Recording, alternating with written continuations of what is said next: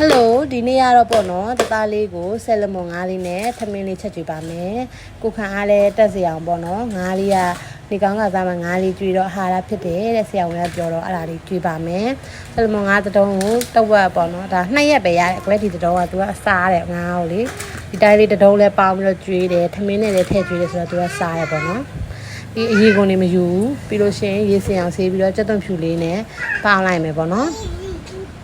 ဒီလိုပါပဲမေမေဖြစ်တော့လေတသားတွေ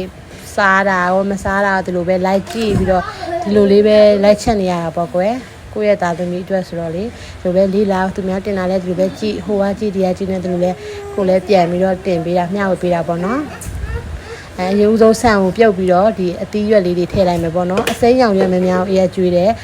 တသားဝင်းနေချုပ်နေလို့ပေါ့နော်အားကြအပူလေးနည်းနည်းများလို့ပေါ့နော်အားကြမလို့အစိမ်းရောင်ရွက်မများအမြင်တက်များတဲ့ဟာတွေမများကျွေးတယ်ပြီးရင်ဒီဟာပေါင်းထားတဲ့ဟာကိုကြက်သွားပြီပေါ့နော်ကြက်ပါပြီမယ်အေးဒီတိုင်းမချီတော့ဘဲနဲ့အဲ့ထမျိုးသေးကိုပဲဒီငါးတုံးလေးတွေတစ်ခါလေးပဲပြတ်ထည့်လိုက်တယ်ပေါ့နော်ထည့်ပြီးတော့မှပဲကိုကျွေးမှပဲတစ်ခါကျွေးတတုံးနဲ့